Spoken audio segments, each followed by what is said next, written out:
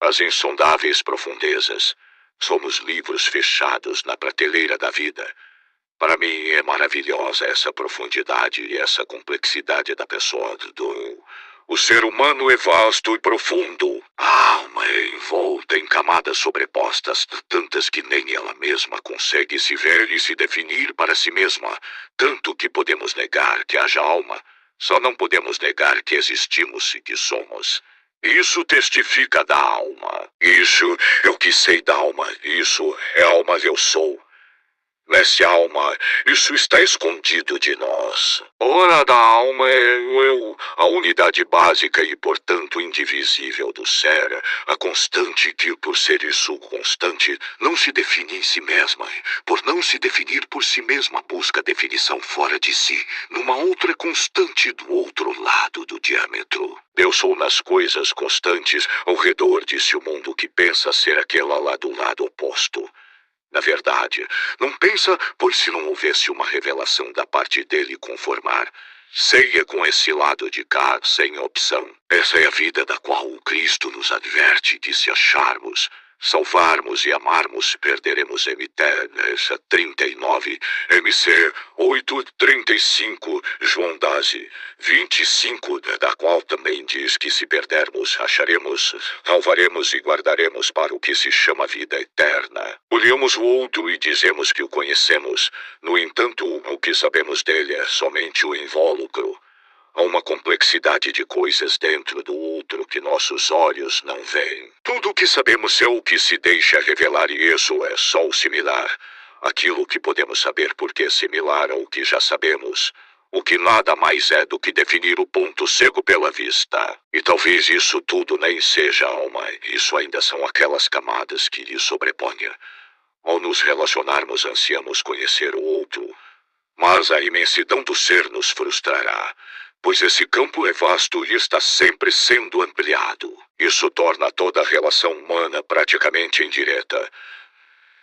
Alcançamos o eu de quem amamos e quando pensamos que alcançamos percebemos o quanto é fugível.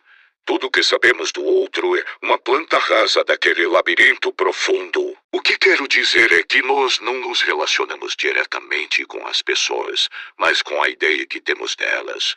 É isso que reagimos, é por isso que deixamos nos influenciar. Porque pensamos do outro, é com isso que nos relacionamos. São as ideias e não as pessoas que nos fazem rir ou chorar. Porque podemos rir do choro e chorar diante do riso de alguém cuja felicidade é uma ideia ruim para nós. E às vezes alguém pode estar nos enganando. O relacionamento pessoal é mais profundo do que beijos, abraços e afagos. Medi-lo por essas coisas é o mesmo que dizer que a lua possui tamanha danha do polegar só porque parece. Mas até uma criança sabe que a distância parece diminuir as coisas. E quando a Bíblia nos fala de relacionamento com Deus, que é sem estas coisas, quando nos diz para amar, confiar e sermos fiéis a Deus, está nos dizendo que a pessoalidade é muito mais profunda que todas as coisas. Até porque carinho há até mesmo entre os animais. Mesmo não sendo eles pessoas, tudo que temos é informação, ou que em nós se chama ideia, pensamento. A informação é o mediador de toda a relação humana, seja com as coisas, seja com as pessoas. A ideia, claro, é só o resultado, a adequação da informação ao sistema que a recepcionou. Pode uma informação boa moralmente ter uma recepção ruim. As distâncias fazem isso. As coisas grandes parecem pequenas à distância. Quanto mais íntimo é o relacionamento, mais próxima é a ideia que se tem do outro, a realidade do que o outro é. Ou seja, quanto mais amigo o amigo for, mais sincera é a amizade. Menor a distância entre a ideia e a realidade. Dever-se primeiramente aprender o que é intimidade numa relação de amizade. Então encontraremos outra dificuldade. O problema é que isso não significa reciprocidade. A ideia que se tem do outro, para que o relacionamento se perpetue, tem que ser o mais próximo possível da realidade do outro. Pois é com essa ideia que as pessoas se relacionam. Nós não nos relacionamos diretamente com pessoa alguma, porém com algo que permeia entre nós e a realidade do outro. noção que se tem do outro, aquilo que em nós é criado por palavras e imagens, pela informação que vem do outro. Vemos que, conforme o conceito bíblico apresentado no Novo Testamento, a relação com Deus também é assim. Não sabemos a realidade de Deus. O Deus da Bíblia, diferente de outros deuses, é de fora do cosmo. O cosmo é produto de sua perfeita vontade. Sua relação com o universo naquilo que os homens da Bíblia definiam como o céu, e a terra, e o mar e tudo que neles há. Atos 4:24 e Neemias 9, se apenas uma indescritível relação de criador e criatura jamais vista ou compreendida por qualquer coisa consciente pertencente à última parte dessa relação. O universo não conhece a ausência de Deus, mas aqui dentro do universo tudo que é criado conhecerá a ausência de seus criadores. Por isso, as coisas que criamos se deterioram. Enfim, quero simplesmente falar da distância que há entre nós e nosso Criador. Distância que, segundo a revelação, não seria jamais ausência para nós se não fosse o pecado. A despeito dessa distância, a transcendência há como entre pessoas como nós trocando palavras e imagens, sinais, informações, há também isso entre nós e Deus. Não sabemos da realidade última, mas a que João chama de verbo e Salomão de sabedoria, veio até nós. Algo da pessoalidade divina tornou claro todo o resto. Obviamente estou me referindo a Jesus e de fato ninguém poderá provar que a informação que fez o cosmo, fez os homens imagem de Deus e fez homem revelando Deus aos homens. Essa improbabilidade é a distância. Embora ainda haja distância, a tal transcendência que nunca desaparecerá, a ausência agora, há uma escolha que tem sido revelado que não é permanente para aqueles que não se encantam por ela. Segundo tenho argumentado, ela é o mal e é aí que pecamos. A partir de Jesus tivemos uma noção mais ampla do que é Deus, ou melhor, de quem é Deus. Pois o Deus do Velho Testamento, a despeito de ser o mesmo do Novo, revelase próximo, como já dele se dizia. Perto está o oeste, e nega o erro dos que têm o coração quebrantado, e salva os contritos de espírito.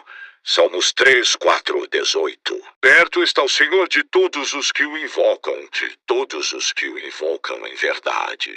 Salmos 14:5-18. É o mesmo Deus, mas agora por meio de Cristo o vemos mais de perto e ele não é um velho opressor distante que sem o novo pacto pensaríamos que fosse. Jesus, através de sua vida, morte e ressurreição, nos dá uma ideia de Deus, um conceito sobre Deus que justifica a misericórdia, a compaixão e o amor já presentes no velho pacto que só por ele não teríamos a ideia que nos é dada no novo. Essa ideia é o mais próximo de Deus que por enquanto podemos dar. Ora, também com Deus nos relacionamos através de uma ideia, uma informação, o verbo palavra, o Cristo. E através de Cristo que temos um real relacionamento com Deus. Jesus é a sabedoria, verbo-imagem de Deus. Olhamos e o que vemos não explica tudo o que está diante dos nossos olhos.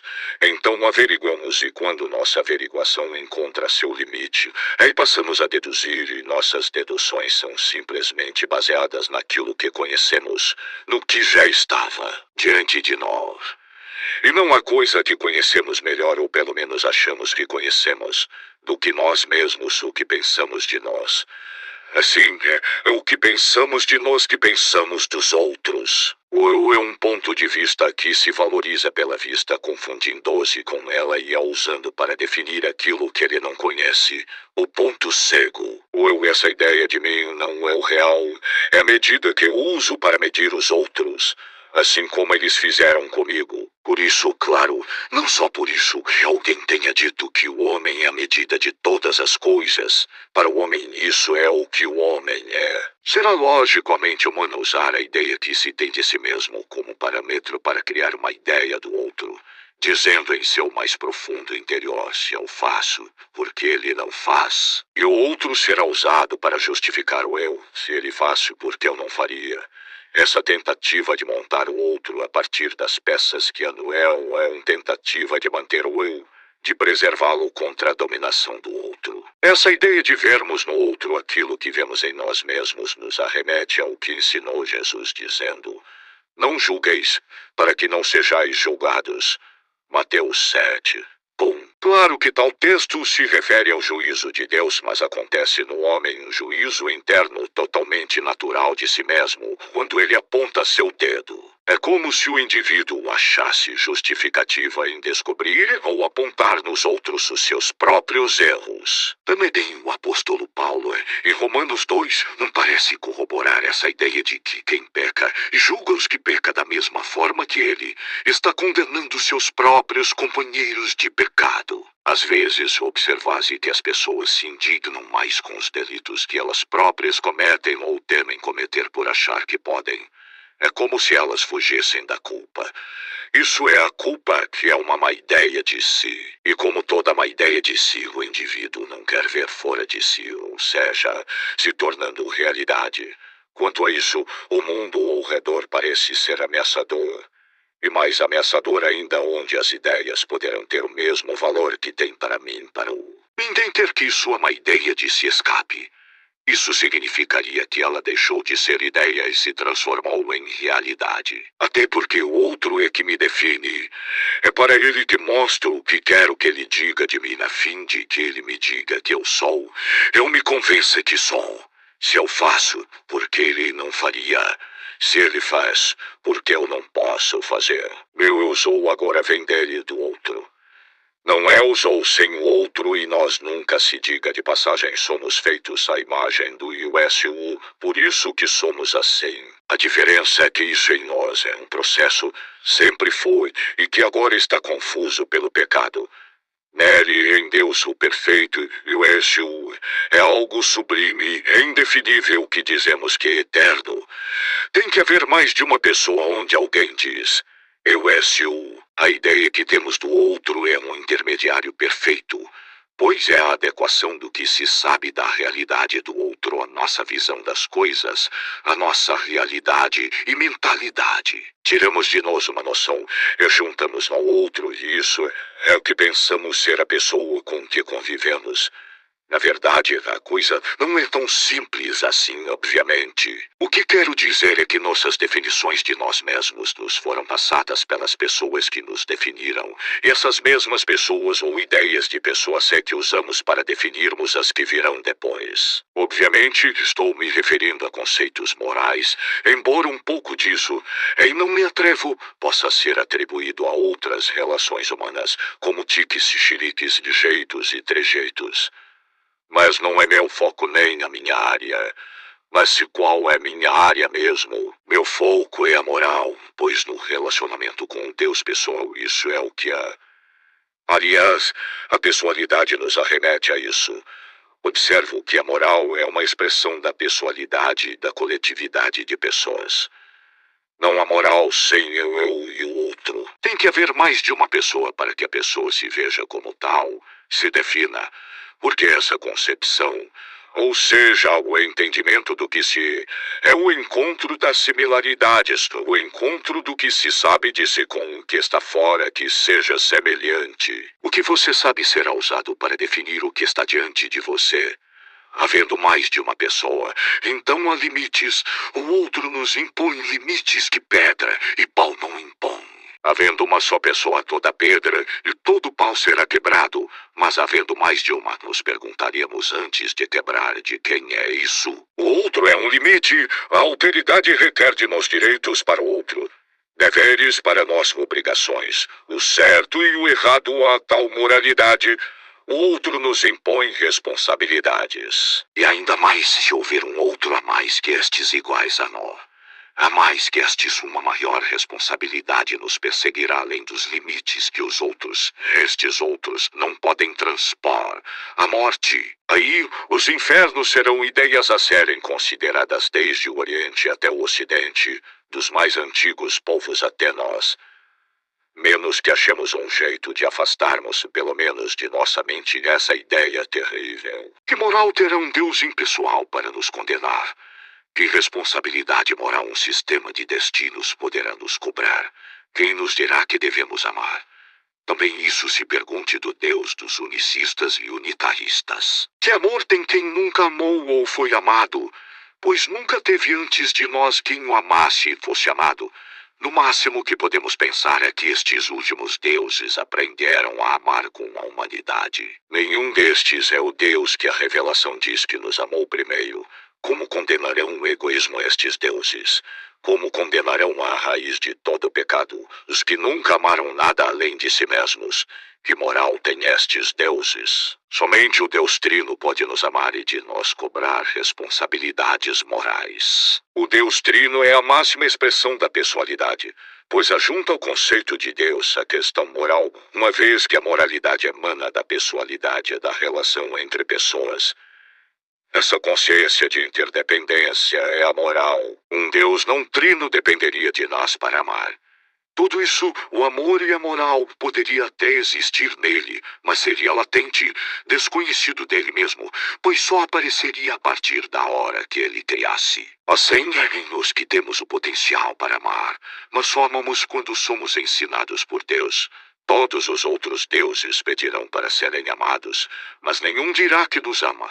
Todos os outros deuses são muito parecidos conosco quando éramos sem Deus. O intermediário perfeito das relações humanas, da ideia que se tem do outro, constrói-se com um pouco de nós, nossas memórias e com um pouco do outro, tornando decifrável para nós e compreensível, apesar de que a pessoalidade seja algo bastante imprevisível.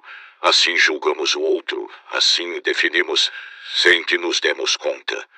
Assim foi também com Deus, aquilo que Ele é com aquilo que nós somos. E aí está o Verbo encarnado, Jesus nosso Senhor. Agora somos todos julgados, condenados ou absolvidos. O que sabemos do outro é parte do que nós somos. Se houver algo muito diferente, sem similaridade, com este não nos relacionaremos, talvez nem saibamos. Não sabemos que não sabemos, o ponto cego será aniquilado pela vista, será absorvido por ela. O ponto de vista se manterá por causa da vista e o ponto cego será ignorado. Há algo que não sabemos, nunca reagiríamos, nunca interagiríamos com ele.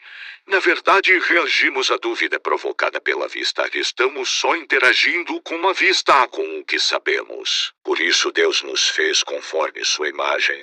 Temos pessoalidade e moralidade. Conhecemos a Deus até onde nossos olhos humanos podem olhar, até a imagem dele em nós.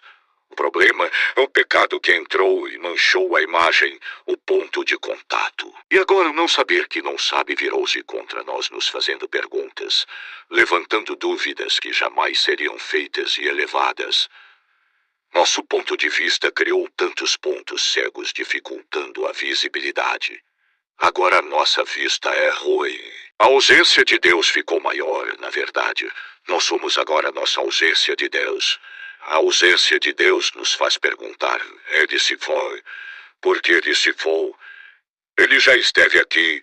Esta última é a pergunta de se de fato ele existe. E o homem está sujeito, ou melhor, condenado a dar a resposta baseado na causa da pergunta, a menos que a imagem seja de alguma forma restaurada. Por isso Jesus, o caminho, pois expressa a imagem de Deus, Hebreus 1:3. O modelo que copiado nos fará conhecer Deus, e nisso já o estaremos conhecendo. Na verdade, Deus nos fez a sua semelhança para que possamos nos relacionar com Ele, conhecendo-o ou reconhecendo-o em toda a nossa vida, até naqueles momentos em que ele nos parece ausente. Da mesma forma que nos relacionamos com os outros, nos relacionamos conosco mesmos. É como se nós nos tornássemos outros para nós mesmos.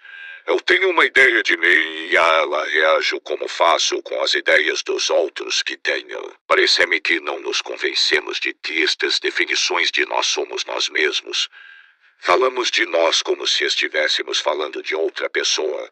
Quando erramos, parece que nos separamos de nós mesmos. Quando temos consciência de que erramos da culpa, criamos inimizade conosco mesmos ou parece que nos tornamos cúmplices. Aceitar o que fiz, se me culpo, parece me comprometer comigo mesmo. Essas ideias de nós não são tão profundas e satisfatórias como nós queríamos que fossem. Elas não se grudam em nós como gostaríamos. As ideias são frágeis e as realidades físicas parecem estar distantes demais para que possam alcançar este íntimo tão profundo. Desde que Adão e Eva pecaram, que o homem não tem uma boa ideia de si, vendo o problema onde nunca antes houve. Antes a nudez não era vergonhosa. Aproveitando-se dessa nudez humana, dessa indefinição, desse vazio que nunca se preenche, fabricam-se homens invertidos à margem de seu real potencial, homens que fazem de seu mal bem. O amiguinho diz ao menino: se você não pegar para você, você não é homem. Mais tarde, já com acesso à consciência, o que antes falava como amiguinho agora dirá: você é ladrão. Roubou uma vez, vai roubar de novo. Assim nascem todos os enganos e distorções que abundam na sociedade humana. O diabo se aproveita dessa fragilidade da ideia que o homem tem de si para lançar maldições. O diabo ou o próprio homem e sua natureza caída. Maldições. Por causa da queda nascemos já inclinados para o mal, pois os filhos de Adão são conforme sua semelhança. Mas ele já não é mais a semelhança de Deus. Seus filhos são maus. Os filhos de Adão nascem egocêntricos e ele é visto como centro de tudo o que nasce o pecado. Então dá Satanás voz ao que não tem voz, ao mal, e o homem mau a Satanás, fazendo o menino olhar para a escuridão dentro de si, fugir do abismo devorador e insaciável, do odor de morte dentro do sepulcro que se caiu. Posso dizer que ele foge, posso dizer que tenta fugir do abismo, também posso dizer que tenta parar o vazamento da vida. O menino encara a falta ao descobrir pela voz do amiguinho que ele é menos do que poderia ser. Nem ele, nem um amiguinho, nem demônio algum sabe o que poderia ser. Todos estão debaixo disso, os demônios mais ainda. No vasto oco por baixo do couro humano cabe qualquer coisa, só não completa, só não preenche. Quem nos mostrará o que poderemos ser a fim de que paremos de tentar e errar tanto?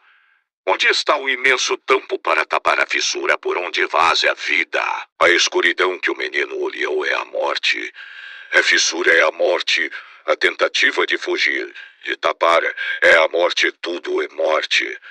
Aquele que corre pode nunca ser pego, mas corre o risco de escorregar e cair. É disso que correm os homens de um lado para o outro da vida. Eles estão tentando viver mais, eles estão tentando fazer com que aquele momento bom não passe, nunca acabe. Eles estão tentando fazer com que as coisas parem de acabar. Eles não sabem que a salvação, pois isso que eles fazem querendo viver mais a vida, ter mais vida, até mesmo passando por cima de outras vidas, não os tira do lugar. Não é por aí, não é este o caminho. Isso tudo ou já é pecado ou vai terminar lá. O pecado é a fissura por onde vaza a vida. É o que torna o homem vazio. Vão, pois o homem foi feito para o Altíssimo e não alcança sua finalidade. O pecado é a fissura por onde vaza a vida, ou como chama o apóstolo muito mais sábio, que é o aguilhão da morte, seu ferrão venenoso. A única coisa que nós realmente temos na vida é a alma. O eu nem temos a vida, que é de alguém que nos emprestou. O ser, a alma, o eu que nos foi dado, nunca nos será tirado. Mesmo na perdição eterna nos é prometida consciência, pranto e ranger de dentes, a dor de dentes sem fim, da qual várias vezes nos adverte zelosamente o Mestre amado. Seria um alívio a aniquilação total para muitos que sofrem, e porque sofrem estão cheios de inseguranças. Seria de fato uma esperança parar de existir. A única coisa que temos de fato é a alma, a vida que nos gabamos de ter, essa é a que nós não temos. Mas pensando bem, minha alma não tenho, minha alma sou eu. Na verdade, todo o resto tenho ou não tenho, só a alma é que sou. E isso alguns dirão que não existe a alma. Mas para a alma mesmo, o que não existe, o que não satisfaz é o resto. Eu e o resto, a alma e a vida, a alma, e o que tens preparado é o ponto de vista, e sua vista e ambos se confundem. O homem confunde naturalmente o que é com o que tem, até que o que ele tem o abandona. Louco, esta noite te pedirão a tua alma, e o que tens preparado, para quem será? Lucas 12:20. E então, aquilo que o homem tem o abandona e ele não sabe mais o que é. Aí fica evidente o vazio, o vasto oco por baixo do corpo humano desde Adão, a incapacidade do homem de se definir, de se ver, de se satisfazer em si mesmo. Quem desvia o nosso olhar, perdemos a imagem que nos diria o que somos. Ora somos vazios. O espelho não nos diz o que somos. O medo da morte segue o homem todos os dias, fazendo-o buscar o prazer, tentar eternizar o momento, querendo viver mais. Agora o homem, sem perceber, tornou-se escravo do passado, porque aquele momento passou e não volta mais se a busca por ele. Nenhum momento será mais prazeroso que a descoberta e nenhum momento será mais que um momento. Exceto aquele que nos anuncia o apóstolo Paulo, o nosso último abrir e fechar de olhos, o soar da trombeta. Porém, todos os outros momentos não são mais do que momentos, e a vida vaza por entre nossos dedos. E por mais que substituamos o que perdemos, sempre perderemos o substituto. O que sobra é o tão desprezado último momento, seja ele nossa ida, nos que cremos ou vinda, daquele em que cremos. Ele é quem definirá a eternidade, a última escolha do eu, o último estado. O último estado é que define o que será para sempre. Aí então o tempo irá finalmente parar. Talvez por isso, a revelação chama não poucas vezes a eternidade de um dia. Aí está a razão de tanta busca, tanta tentativa de viver mais, de ficar preso num momento. O homem, sem saber, busca um dia, um momento no qual tudo passa a fazer sentido, no qual as coisas velhas já terão passado e tudo se fará novo. O homem busca Deus sem saber o que é. Toda busca humana é por ele sem saber. O problema todo é esse sem saber, essa ignorância, essa ausência de Deus, o mal, essa liberdade. A busca por parar de sofrer é a busca por uma ordem absoluta das coisas. Por enquanto o dia não chega, aqueles para quem ele nunca chegará mesmo, aqueles que serão lançados nas trevas exteriores, no escuro lá fora, buscam no exagero dos prazeres um prazer perdido que já nem sabem mais como ir, confundindo com esse emaranhado de sensações e emoções que só geram outras sensações e emoções. Essa alternação inútil que o destrói, enquanto não se esgota o tempo da paciência do Deus da ira sempre tardia. Porquanto não se pode administrar o mal, o pecado, a mentira. Mais cedo ou mais tarde, em tempo sempre inesperado por causa da soberba, do ralo ouvir, se a última borbulha do serviço receber, se é o salário. Sobre o pecado não há controle, o pecado é a própria falta de controle. No pecado só há liberdade até que se pense em não pecar mais. Você só é livre sentado à mesa do pecado até o momento em que você começa a desconfiar que está preso, suas mãos só alcançam o que está na mesa. Aí ele se levanta e se transforma num monstro e começa a devorá-lo. Mesmo que mintamos para nós mesmos no resto da vida, a verdade é que, desde a primeira vez em que percebemos o erro e suas consequências depois dele e antes de outro, estamos presos. A culpa nos devora. Digo e vou dizer muitas vezes, mas rodamos em círculo fugindo de nos gastarmos.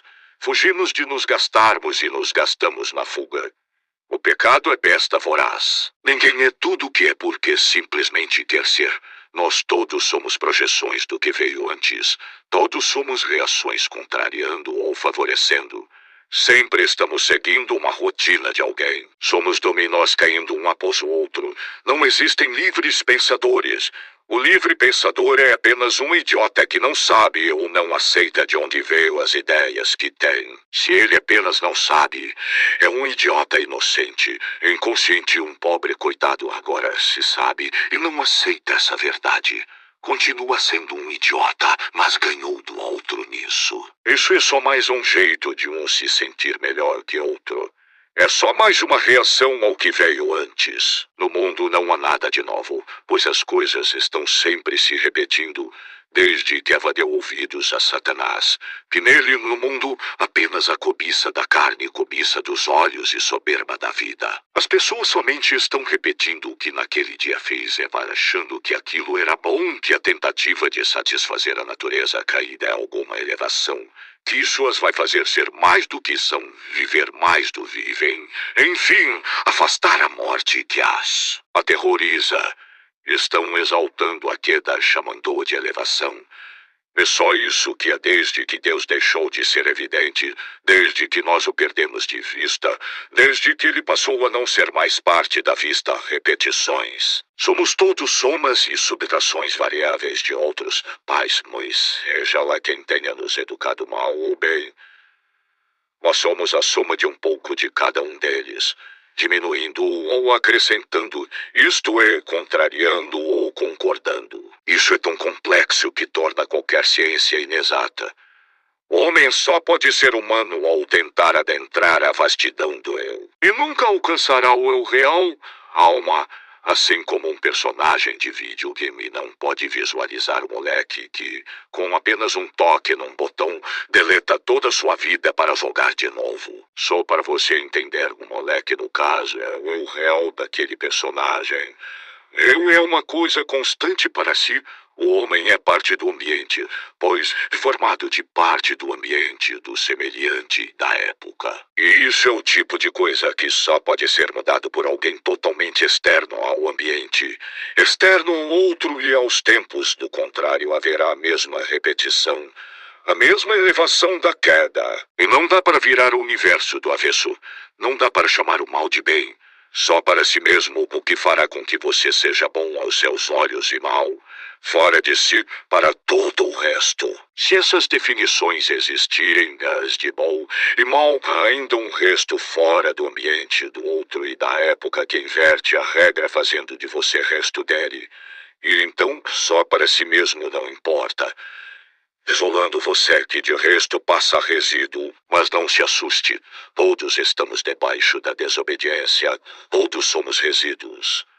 Agora se assuste, pois nem todos serão reciclados. Muitos serão lançados no lixão da eternidade. O Gena, uma geração substitui outra. Essa última pensa que faz coisa nova debaixo do sol. O sábio Salomão diz em seus provérbios: não seja sábio até os próprios olhos. Teme ao Senhor e aparta-te do mal. Provérbios 3, 7. Achar-se sábio para si mesmo é achar que aquilo que você sabe, o que você sabe ou pensa que sabe da sua realidade, aquilo que lhe é próprio, é suficiente, desprezando os outros e suas realidades. O que lhe é próprio do grego ídios, que é a origem da palavra idiota. Ou seja, o sábio aos seus próprios olhos é um idiota. Uma geração que despreza a anterior e a posterior, achando-se conhecedora suficientemente de tudo o que deve conhecer, é uma geração de idiotas. Essa nova geração pensa que cobiçar e se ensoberbecer já não foi tentado antes. De fato, a única coisa nova é a multiplicação da iniquidade ao nível mundial e uma novíssima, que não é deste mundo, que aquela outra anuncia aos cautelosos a volta de Cristo. Na verdade, livres pensadores são aqueles que excederam o mundo, os que conhecem a verdade. Esses são os que se libertaram do antideus. Deus é liberdade. Conheço um menino que foi educado por avós severos, que sempre trataram com censura suas alegrias e momentos de recreação a favor de outros netos que pareciam terem maior apreço. Quando o menino foi se relacionar com Deus, ele o impedia de ter alegrias, o que fazia com que pensasse que Deus também o tinha por menos importante, como pareciam fazer seus avós. Essa sensação de menos importância criada naqueles momentos pueris fez com que ele pensasse que Deus o via como ele mesmo se via, por conta dos que o ensinaram a se ver assim. Os rejeitados rejeitam, os feridos ferem, os magoados magoam, e numa última reação Deus, a ideia de Deus também acabará por ser vítima disso quando para ele lançarem a culpa. Nos dias aquele jovem descobriu quem era esse tal de Deus, de quem seus avós tanto falavam. Naqueles dias em que crescia, descobriu um amigo a quem deu o título de melhor amigo e notou que a ninguém antes sequer reconhecia como amigo. Ao perceber que este lhe era amigo incondicional, já que ele não conseguia manter esta amizade tal qual também não fazia com as outras pessoas, percebeu que também podia ser amigo incondicional, perdeu aquela sensibilidade severa. Percebeu que podia amar sem sentir dó, agora podia praticar este esporte de risco. A persistência deste amigo, um pensamento íntimo lhe dizia que dessa amizade não podia desistir como fez com tantas outras. Ao entender esta amizade, ao vivenciá-la, viu-se livre para todas as outras. Agora era amigo de Deus, de todos e de si mesmo ao mesmo tempo. Podia perdoar qualquer coisa, estava livre dos atormentadores. Ninguém pode saber ou medir a alegria daquele homem ao perceber-se amigo de Deus. A família é uma pequena sociedade que nos prepara para a sociedade onde vamos conviver com as ideias de pai, mãe e irmãos. O que primeiro conhecemos será parábola para o que conheceremos. Nessa outra sociedade usaremos o que aprendemos naquela de antes, saber mandar, e saber obedecer, saber dar, e receber, saber que o outro é o limite do eu, que o alheio delimita o meu. Em meio a essa enorme sociedade, os homens ergueram clubes, comunidades, sociedades secretas ou não, como que desejando voltar aos afagos da mãe, aos elogios do pai, aos afetos dos irmãos. Isso se não for também uma volta às costas das mães, as críticas dos pais e as brigas com os irmãos. E vem Cristo e edifica a sua igreja, onde convivemos com a mãe que acolhe, que é o papel dessas comunidades, com Deus que é Pai, com aqueles que devemos a nós que de fato somos filhos de Deus, chamar de irmãos. Não é essa enorme sociedade a finalidade daquela pequena. Sociedade com Deus é a finalidade da família. Na verdade, tirando o pecado, tudo o que o homem faz tem como finalidade a sua relação com o Supremo, desde a relação íntima naquela que se tem consigo mesmo, ou seja, na reação à ideia que se tem de si mesmo, passando pela relação com os outros próximos até a reação ao coletivo, tudo tem como motivo e finalidade Deus. É só pensar se é Deus, ou que lhe asseguro que haja. Ele não pode ser menos que isso. Não pode ser menos que a finalidade, o motivo da existência humana. E sendo assim, qualquer evento ou coisa ou entidade que desencadeie, cause ou queira o desmantelamento da relação do homem com Deus, há de fazê-lo desmontando a família onde o indivíduo se estabelece como tal, onde começa a própria relação, definir-se pelos outros. E as pessoas com as quais nós convivemos se tornam o modelo que usamos para definir a ideia que termos das pessoas que virão, que conheceremos e até Deus. Todos são intermitentes e essas lacunas que se formam na relação serão preenchidas com aquelas ideias daqueles indivíduos que formam a ideia que eu tenho de mim mesmo. Portanto, o preenchimento vem de mim. Eis a parábola. Se eu faço, por que ele não faria? Na verdade, todos somos ausentes uns para os outros. Meu verdadeiro eu ninguém conhece realmente. O eu se esconde por trás de camadas de si mesmo e há quem diga, os que entendem mais do que eu, é quem devo respeitar que haja camadas que o próprio eu desconhece. Eu, dessas tais camadas, não trato em todo este estudo, pois trato daquilo que se refere à consciência.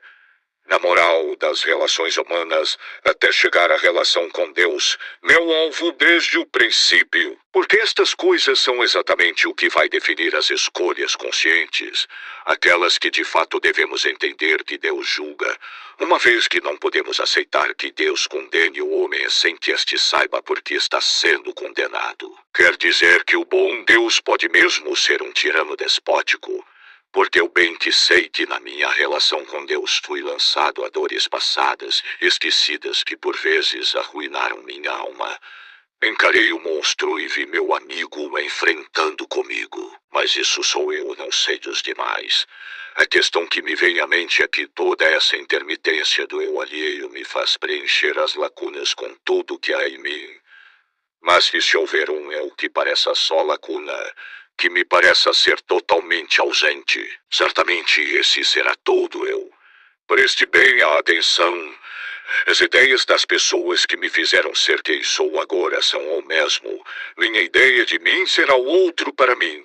E quanto mais distante e mais intermitente esse outro, mais ele é para mim. E eu pensarei que o conheço. Esse eu indefinido se define por outros que acha que conhece, definirá outros para achar que conhece. E são essas imagens antigas, isso que faz parte de você, que você usará para definir todos os outros que virão depois.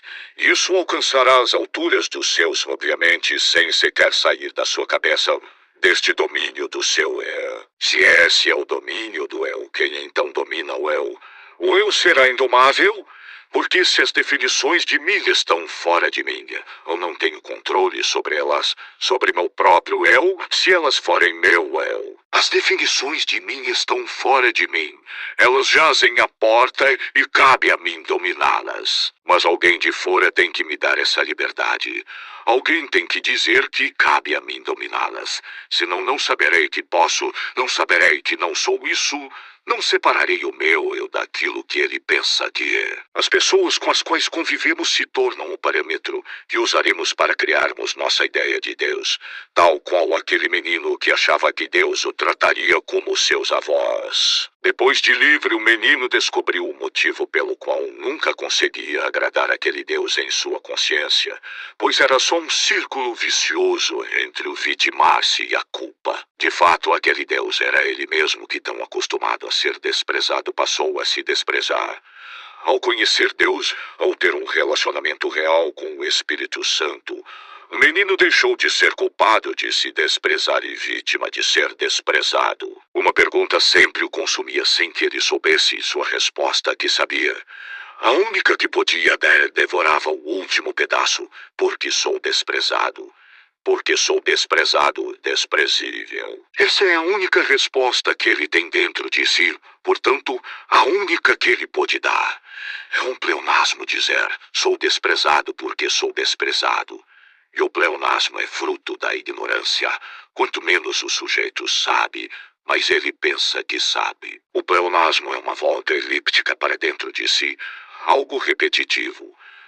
Menino era vítima de ser prezado e culpado de ser desprezível. Quem nos livrará desta elipse? Quem nos fará pensar mais? Quem nos fará pensar além do que sabemos? E deste círculo vicioso de só pensar de si o que o ensinaram a pensar, só se pode escapar de querer se esvaziar disso e encher-se de outro. Disso só se pode livrar ao despojar-se dessa definição, encher-se de outra que só pode ser conhecida no processo dessa renúncia de si mesmo. Quem fizer isso achará o mais precioso tesouro escondido de todo homem pelo próprio homem, onde o homem não ousa procurar. Esse tesouro é aquilo que o homem não sabe, que para encontrar terá que encarar essa última ignorância, a ignorância das ignorâncias. O não sabe que não sabe essa condição que o faz dizer de tudo, até do Deus que não conhece. O que parar de julgar as pessoas o faz conhecê-las, parar de tentar definir Deus e perguntar para ele quem ele é. Deixe Deus ser Deus e então descobrirá quem ele é.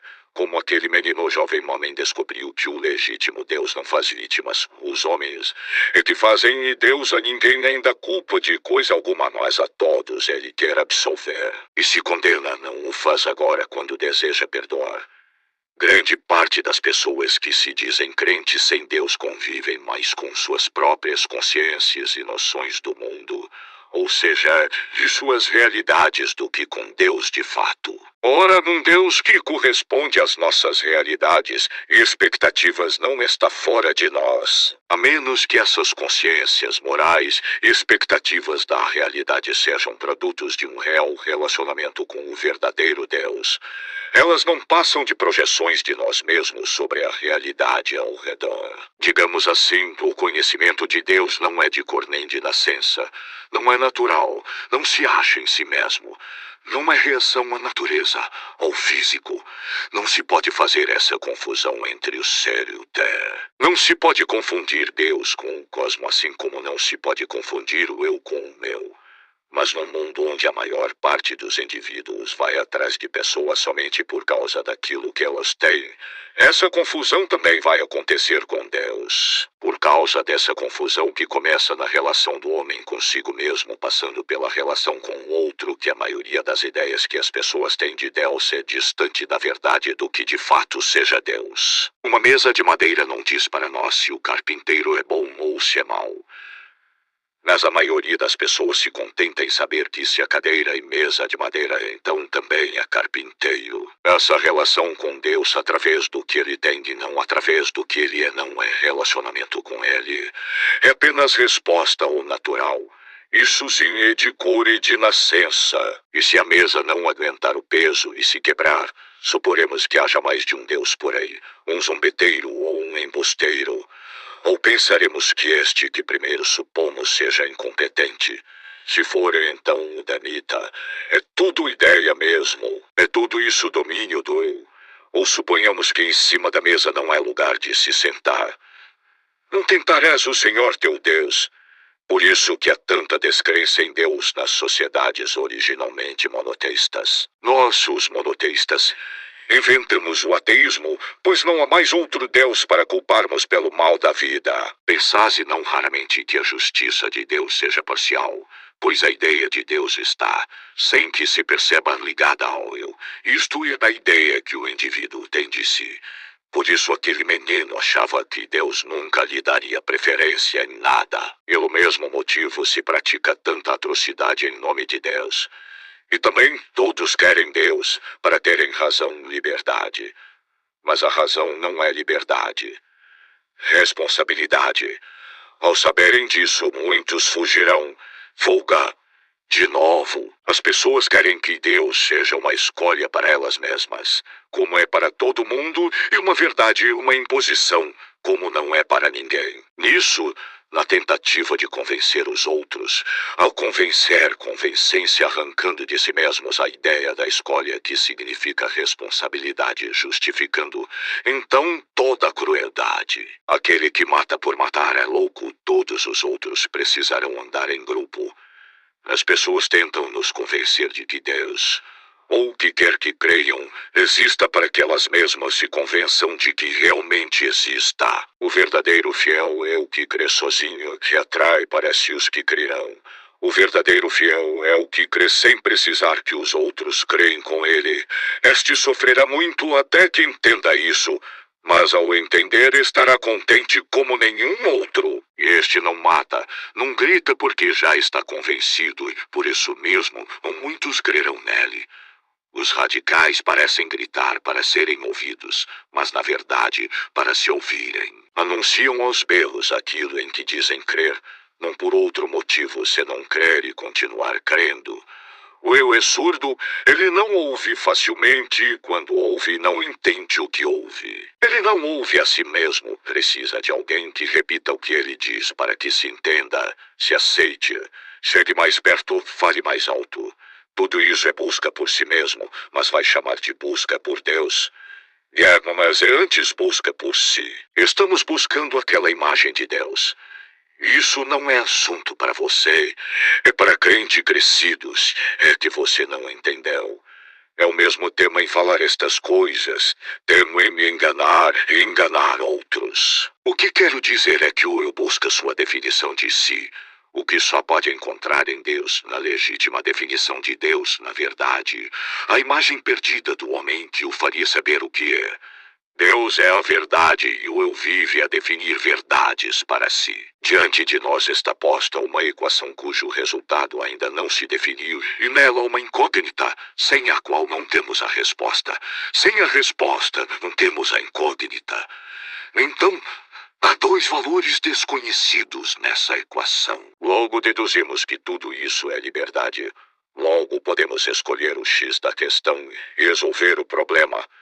Nós no cosmo, o que será que isso significa? Porém, somente há duas possibilidades para o X, qualquer coisa que eu conheça ou Deus que não conheço. Na verdade, é o Deus. A primeira possibilidade requer que eu aposte nela.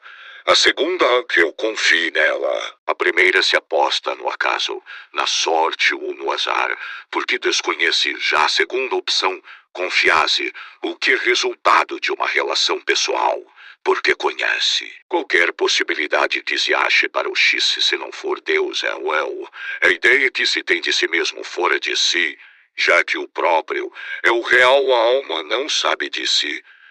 Afinal de contas, somos alma se podemos dizer que não somos, que não existe isso. E este é o para mim será formado de tudo que sei e adere a mim para me definir. Uma ideia de Deus errada causará sempre uma devastação moral no homem, porque aquele mesmo círculo vicioso no qual o homem roda ao redor de si, sai de si e volta para si uma busca pelo eu perdido, a alma sem a imagem, um grito para tentar se ouvir, e uma resposta violenta quando houver quem discorde. Nenhum grito radical é para ser ouvido, é para se ouvir e fazer eco. Busca pela verdade é busca pelo El, por definição, e é por Deus. E o que é Deus? O único e o esse o legítimo. Vós sois deuses, agora que descobristes que podeis escolher o X da questão e alterar de seu resultado.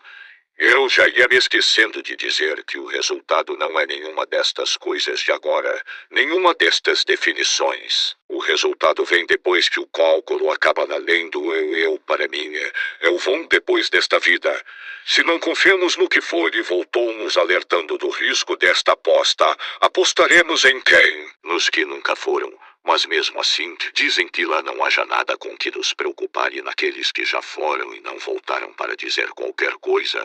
Os mortos nada sabem e os vivos acham que sabem sobre o que nunca sequer viram. O povo de Israel, na ausência de Moisés, o servo do Senhor, pediu um Deus e foi-lhe dado um bezerro como as bestas que os egípcios adoravam, e eles ficaram satisfeitos, tanto que beberam, comeram e folgaram. Porque estes homens que viram as pragas sobre o Egito e o mar se rasgar ao meio aceitaram este Deus pequeno.